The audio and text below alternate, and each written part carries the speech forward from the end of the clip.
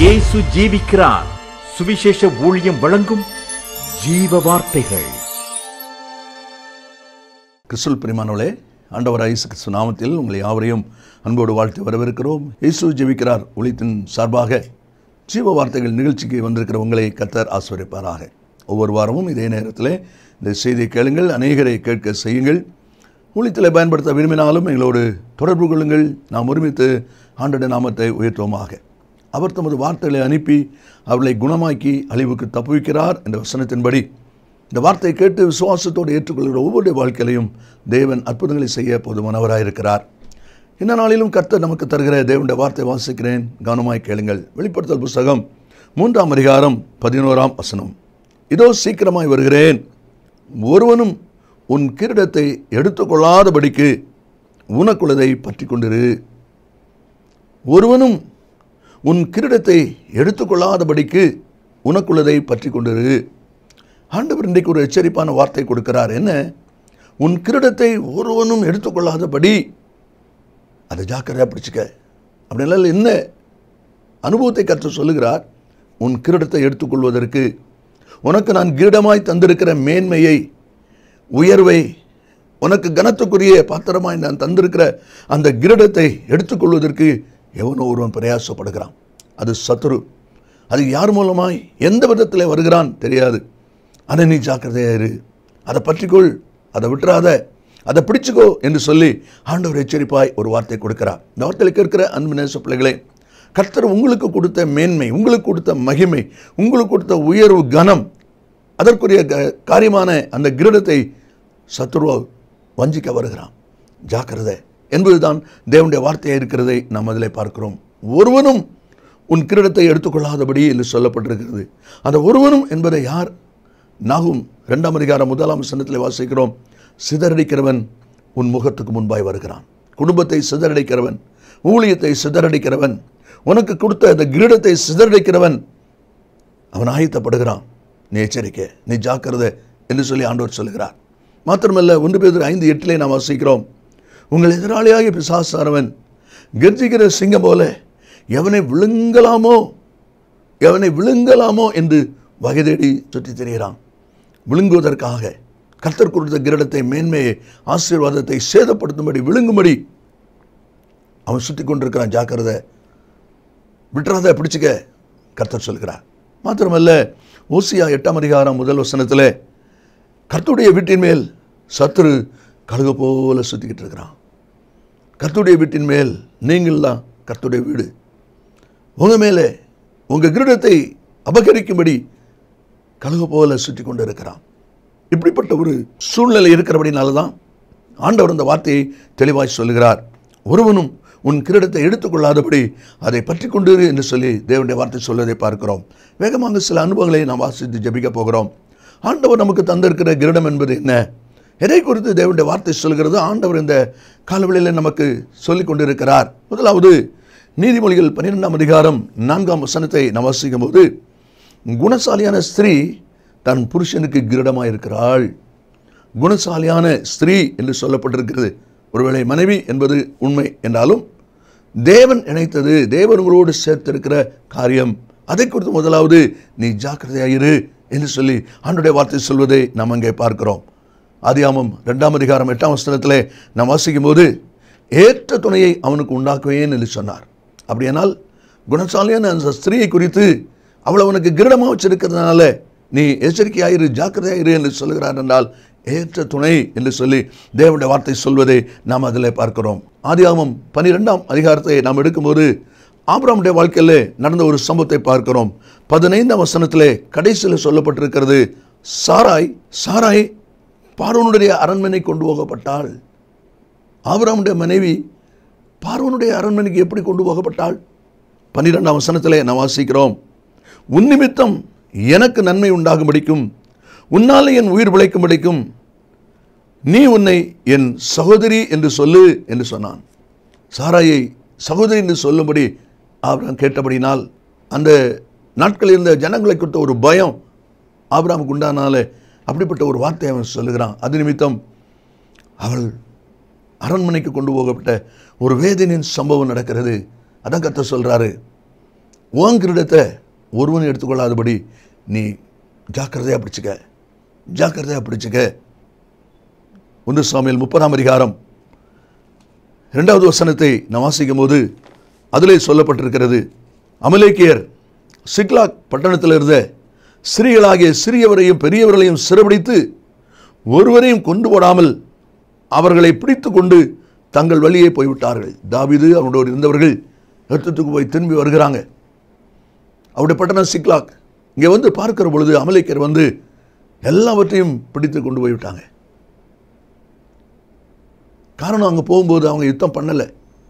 அங்கே யுத்தம் பண்ண முடியாத ஆகீஸ் ராஜா அவரை திருப்பி அனுப்புகிறார்.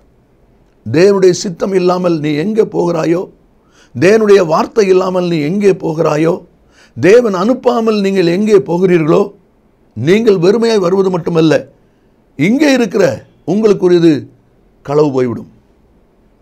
இங்கே இருக்கிற உங்களுக்குரியதை சத்ருவானவன் கொள்ளை கொண்டு போய் விடுவான். ஆனால் தான் உன் கிரீடம், ஜாக்கிரதை, உனக்குள்ளதை பற்றிக்கொள் என்று சொல்லி ஆண்டவருடைய வார்த்தை சொல்வதை பார்க்கிறோம். தேவனுடைய வார்த்தை இல்லாமல் எங்கேயும் புறப்படாதிருங்கள். தேவன் சொல்லாமல் எதையும் செய்யாதிருங்கள். தேவன் சொன்னார் என்று சொல்லி உங்களுடைய மனதில் ஏற்பட்டதை தீர்க்க தரிசனமாக சொல்லாதிருங்கள். கர்த்தர் சொன்னால் அவர் சொன்னபடி நடக்கும். அவர் சொல்லும் பொழுது உங்களுடைய பொருள் பாதுகாக்கப்படும், நஷ்டம் வராது. நஷ்டம் வந்திருக்கிறதுன்னு சொன்னால் கர்த்தர் அனுப்பி அல்ல, கர்த்தர் சொல்லி அல்ல, நீங்களாகவே உங்களுடைய ஆவின் ஏவுதலை பின்பற்றி போயிருக்கீங்க, ஏவுதலை பின்பற்றி பேசியிருக்கீங்க. அதனால தான் நஷ்டம். இன்றைக்கு மனமாற்றம் அடையுங்கள், உனக்குள்ளதை பற்றி கொண்டிரு என்று சொல்லி ஆண்டவர் சொல்லுகிறார். இரண்டாவதாக நீதிமொழி 17ஆம் அதிகாரம் 6ஆம் வசனத்தை வாசிக்கும் போது, பிள்ளைகளின் பிள்ளைகள் முதியோருக்கு கிரீடம், பிள்ளைகளின் பிள்ளைகள் முதியோருக்கு கிரீடம். தேவன் நமக்கு கொடுத்திருக்கிற கற்பத்தின் கனிகள் நமக்கு கிரீடம், நமக்கு அலங்காரம் என்று சொல்லி தேவனுடைய வார்த்தை சொல்வதை நாம் அதில் பார்க்கிறோம். 2 ராஜாக்கள் 4ஆம் அதிகாரம் 1 வசனத்திலே வாசிக்கும் போது, எலிசா தீர்க்கதரிசி மனைவி வந்து பேசுகிறாள். உம்முடைய அடியான் மரித்து போனான், கடன் வைத்து போனான். அந்த கடனுக்காக இப்போ கடன் கொடுத்தவன் வந்து என்னுடைய 2 பிள்ளைகளையும் தனக்கு அடிமைகளாக்கி கொள்ள வந்தான். கடன் கொடுத்தவன் கடத்துக்காக பொருள் கேட்பான், வீட்டு பத்திரத்தை கொடுன்னு கேட்பான், நிலம் இருக்குது பத்திரத்தை கொடுன்னு சொல்லி கேட்பான். ஆனால் இங்கே என்ன கேட்குறான், உன் பிள்ளைகளை கொடு. அப்படியானால் உன் பிள்ளைகள் மேலே சத்துருக்கா கண் வைக்கிறான். இந்த வார்த்தையில் கேட்கிற அன்பு நேச பிள்ளைகளே, பிள்ளைகளை கர்த்தர் உங்களுக்கு கிரீடமாய் கொடுத்திருக்கிறார், மேன்மையாய் கொடுத்திருக்கிறார். ஆனால் சத்துருவானவன் அந்த பிள்ளைகளை நஷ்டப்படுத்தும்படி சேதப்படுத்தும்படி அவன் காரியத்தை செய்து கொண்டிருக்கிறான். திக்கற்றவளாய் போகும் உன் பிள்ளைகளை என்னிடத்தில் ஒப்புவி என்று ஆண்டவர் சொல்லியிருக்கிறார். திக்கற்று போகிறதான உன்னுடைய பிள்ளைகளை என்னிடத்தில் ஒப்புவி. நீ ஆண்டுடைய கருத்தில் நீங்கள் ஒப்புவிக்கும் போது கர்த்தர் அந்த பிள்ளைகளை சீர்படுத்தி ஸ்திரப்படுத்தி ஆசீர்வதிக்கிற தேவனாயிருக்கிறார். ஆதியாகமம் 26ஆம் அதிகாரத்தை நான் வாசிக்கும் போது 13வது வசனத்திலே, ஈசாக்கு வர வர விருத்தி அடைந்து மகா பெரியவனானான். அப்படியானால் செல்வாக்கிலையும் ஆஸ்தி அந்தஸ்திலையும் குமாரத்தி ஜனத்திலேயும் அவன் பெருகுகிறான். இதை பார்த்த பெலிஸ்தர் அவன் மேலே மிகவும் வேதனைக்குரிய நபராய் மாறுகிறார்கள். ஆஸ்தி பெருகும்போது, பிள்ளையுடைய செல்வாக்கு காரியங்கள் பெருகும்போது பொறாமைக்காரர்கள், நம்மை சுற்றி இருக்கிற அநேகர் நமக்கு விரோதமாய் பிள்ளைகளுக்கு விரோதமாய் எழும்புகிறார்கள். அதனாலே உன் பிள்ளைகளை குறித்து நீ ஜாக்கிரதையாயிரு, உனக்கு தந்த கிரீடத்தை காப்பாற்றுவதிலே நீ கவனமாயிரு என்று சொல்லி ஆண்டவருடைய வார்த்தை சொல்வதை பார்க்கிறோம். ஏசாயா 54ஆம் அதிகாரம் 13ஆம் வசனத்தை வாசிக்கும் போது, உன் பிள்ளைகள் கர்த்தரால் போதிக்கப்பட்டிருப்பார்கள். அதுதான் பெரிய ஒரு ஆசீர்வாதம். உன் பிள்ளைகள் கர்த்தரால் போதிக்கப்பட்டிருப்பார்கள். அது தேவன் கொடுத்த ஒரு பெரிய ஆசீர்வாதம். மாத்திரமல்ல, 3 யோவான் 4ஆம் வசனத்தை நாம் வாசிக்கும் போது, என் பிள்ளைகள் சத்தியத்தில் நடக்கிறார்கள் என்று நான் கேள்விப்படுகிற சந்தோஷத்தை காட்டில் வேறு சந்தோஷம் எனக்கு இல்லை. எத்தனை ஆசீர்வாதமான ஒரு அனுபவம். இப்படிப்பட்ட காரியத்தை நஷ்டப்படுத்த சத்துரு ஆயத்தப்படுகிறான். கவனம். அதைத்தான் ஆண்டவர் சொல்லுகிறார். பிள்ளைகளை உனக்கு நான் கிரீடமாய் தந்திருக்கிறேன், கற்பத்தின் கனிகளை கிரீடமாய் நான் தந்திருக்கிறேன், சத்துரு கொள்ளை கொண்டு போகாதபடி ஜாக்கிரதையை பார்த்துக்கொள் என்று சொல்லி ஆண்டவருடைய வார்த்தை சொல்வதை பார்க்கிறோம். 3வதாக ஏசாயா 62ஆம் அதிகாரம் 3ஆம் வசனத்திலே, நீ கர்த்தருடைய கையில் அலங்காரமான கிரீடமும் உன் தேவனுடைய கரத்தில் ராஜமுடியுமாயிருப்பாய். நீ கர்த்தருடைய கையில் அலங்காரமான மொழி.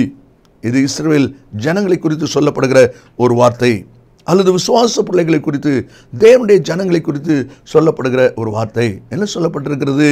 நீ கர்த்தருடைய கையில் அலங்காரமான கிரீடம். அப்ப கர்த்தர் உனக்கென்று ஒரு மென்மை வைத்திருக்கிறார், உனக்கென்று ஒரு உயர்வை வைத்திருக்கிறார், உனக்கு ஒரு கனத்துக்குரிய பாத்திரமாய் உன்னை வைத்திருக்கிறார். நீ அதை நஷ்டப்படுத்தி விடாதே, நீ அதை சேதப்படுத்தி விடாதே. சத்துருவாகிய பிசாசானவன் சேதப்படுத்துவதற்கு இடம் கொடுத்து விடாதே. ஒருவனும் உன் கிரீடத்தை என்று சொல்லுகிறாரே, அப்படியானால் உன் கிரீடமாகிய ஆசீர்வாதத்தை, மேன்மையை சேதப்படுத்த சத்துரு வருகிறான். ஜாக்கிரதையா இருந்துகோ. நான் உன்னை கனத்துடைய பாத்திரமா வச்சிருக்கிறேன். ஆகாய் 2ஆம் அதிகாரம் 23ஆம் வசனத்தை வாசிக்கும் போது, செருபாபேலே உன்னை முத்திர மோதிரமாக வைப்பேன். கரங்களில் எத்தனையோ விரல், எத்தனையோ மோதிரம் இருக்கிறது. எல்லாவற்றின் மேலாக முத்திரை மோதிரம் என்பது கனத்துக்குரியது, மேன்மைக்குரியது, அதிகாரமுடையது, ராஜாவின் கையில் இருப்பது. அப்படிப்பட்ட ஒரு கனத்துக்குரிய ஒரு பாத்திரமாக, மேன்மைக்குரிய ஒரு கிரீடமாக என்னுடைய கையில் அலங்காரமான ஒரு கிரீடமாய் நான் வைத்திருக்கிறேன் என்று சொல்லி ஆண்டவர் சொல்வதை நாம் அதில் பார்க்கிறோம். அப்போஸ்தலர் 9ஆம் அதிகாரம் 15ஆம் வசனத்தை நான் வாசிப்போமானால், என் நாமத்தை குறித்து அறிவிப்பதற்கு நான் தெரிந்து கொண்ட பாத்திரமாய் சவுல் இருக்கிறான். சவுல் நான் தெரிந்து கொண்ட பாத்திரமாய் இருக்கிறான் என்று சொல்லி ஆண்டவர் சொல்வதை நாம் அங்கே பார்க்கிறோம். இந்த வார்த்தையில் கேட்கிற அருமையான கர்த்தருடைய பிள்ளைகளை சற்று யோசித்து பாருங்கள். இப்படிப்பட்ட மேன்மையான கிரீடத்தை நஷ்டப்படுத்த சத்துருக்கு இடம் கொடுத்து விடாதீர்கள் என்று ஆண்டவர் எச்சரிப்பாக சொல்கிறார். கடைசியாக லேவியராகமம் 21ஆம் அதிகாரம் 12ஆம் வசனத்தை நான் வாசிக்கும் போது, தேவனின் அபிஷேக தைலம் என்னும் கிரீடம் அவன் தலைமேல் இருக்கிறதே. அபிஷேக தைலம் என்னும் கிரீடம் அவன் தலைமேல் இருக்கிறதே. தேவனுடைய வார்த்தையை கவனிங்க. அபிஷேக தைலம் என்கிறதான அந்த கிரீடத்தை கர்த்தர் நமக்கு கொடுத்திருக்கிறார். ஏசாயா 61ஆம் அதிகாரம் 1ஆம் வசனத்திலே ஏன் அந்த அபிஷேக தைலம் என்கிற கிரீடம் தரப்பட்டிருக்கிறது என்பதை அந்த வசனம் முழுவதும் நம்ம வாசிக்கணும். குறிப்பாக சொல்லப்பட்டிருக்கிறது, சிறுமைப்பட்டவர்களுக்கு சுவிசேஷத்தை அறிவிக்க கர்த்தர் என்னை அபிஷேகம் பண்ணினார். சிறுமைப்பட்டவர்களுக்கு சுவிசேஷத்தை அறிவிக்க என்று சொல்லி நாம் பார்க்கிறோம். மாத்திரமல்ல, ஏசாயா 10ஆம் அதிகாரம் 27ஆம் வசனத்தினாலே அபிஷேகத்தினால் நுகம் முறியும். அபிஷேகத்தினால் அந்த தேவனுடைய கிரீடம் என்று சொல்லப்படுகிற அந்த அபிஷேகத்தின் ஆசீர்வாதம் வரும்பொழுது நுகம், வேதனை, பாரம், துக்கம் அதை முறிக்கக்கூடிய வல்லமை கர்த்தர் அந்த அபிஷேகத்தை கொடுத்திருக்கிறார். அதை தான் நாம் அதில் வாசிக்கிறோம். ஆகலால்தான் யோவான் தன்னுடைய முதலாவது நிருபத்தில் 2ஆம் அதிகாரம் 27ஆம் வசனம் வாசிக்கும் போது, நீங்கள் பெற்ற அபிஷேகம் சகலத்தையும் குறித்து உங்களுக்கு போதிக்கும். அந்த அபிஷேகம் சகலத்தை குறித்து, எது செய்யணும் செய்யக்கூடாது, எப்படி நடக்கணும் நடக்கக்கூடாது, யாரோடு எவ்விதமாய் பழகணும் என்கிற சகலத்தை குறித்தும் அந்த அபிஷேகம் உங்களுக்கு போதிக்கும் என்று சொல்லப்பட்டிருக்கிறது. மாத்திரமல்ல, லேவியராகமம் 8:12 நாம் வாசிக்கும் போது, ஆரோனுக்கு அபிஷேகம் கொடுக்கப்படுகிற நோக்கம் என்ன என்று சொன்னால், ஆரோனை பரிசுத்தப்படுத்தும்படி அபிஷேகம் பண்ணினான். அந்த அபிஷேகம் உங்களை பரிசுத்தப்படுத்தும். இப்படிப்பட்ட மேலான காரியத்தை ஆண்டவர் கிரீடமாக வைத்திருக்கிறார். அந்த கிரீடமாக வைத்த கர்த்தர் இன்றைக்கு சொல்லுகிறார், ஒருவனும் உன் கிரீடத்தை எடுத்துக்கொள்ளாதபடி உனக்குள்ளதை நீ பற்றி கொண்டிரு. அதுதான் தேவனுடைய வார்த்தையிலே நாம் வாசிக்கிறோம். குணசாலியான ஸ்திரீ புருஷனுக்கு கிரீடமாக இருக்கிறாள். பிள்ளைகளின் பிள்ளைகள் முதியோருக்கு கிரீடம் என்று சொல்லி நாம் பார்க்கிறோம். நீ கர்த்தருடைய கையில் அலங்காரமான கிரீடம் என்று சொல்லி கர்த்தர் சொல்கிறார். மாத்திரமல்ல, கடைசியில் வாசிக்கிறோம், தேவனின் அபிஷேக தைலம் என்கிற கிரீடம் அவன் மேல் இருக்கிறதே. இந்த கிரீடத்தை சத்துரு கொள்ளை கொண்டு போகாதபடி அதை காப்பதில் ஜாக்கிரதையாக இருங்கள். ஆண்டவர் அதை தான் இந்த நாளிலும் எச்சரிப்பான வார்த்தையாக நம்ம கொடுக்கிறார். இயேசு சீக்கிரம் வரப்போகிறார். நான் ஜெபிப்போம். நல்ல பிதாவையும் நன்றியோடு துதிக்கிறோம். உடைய வார்த்தை ஆமென்றும் ஆமென் என்றும் இருப்பதற்காக ஸ்தோத்திரம். இந்த வார்த்தை கேட்டிருக்கிற ஒவ்வொரு பிள்ளைகளும் தங்கள் கிரீடத்தை சத்துரு கையில் விட்டுவிடாதபடி அதை காப்பாற்றிக் கொள்ள பலன் கொடுப்பீராக. இயேசுவின் நாமத்தில் பிதாவே, ஆமேன் ஆமேன். கர்த்தர் ஆசீர்வதிப்பாராக. ஆமேன். மேலும் விவரங்களுக்கும் உங்கள் ஜெப தேவைகளுக்கும் நீங்கள் எங்களோடு தொடர்பு கொள்ள வேண்டிய முகவரி, ஜீசஸ் லிவ்ஸ் காஸ்பல் மினிஸ்ட்ரீஸ், சகோதரர் John M Jeyaraj, 123A Dohnavur road, Mavadi, Nellai மாவட்டம், தென்னிந்தியா 627107. Cellphone 9443113292. Email yesujivikaar@gmail.com. Website www.jesuslivesministries.org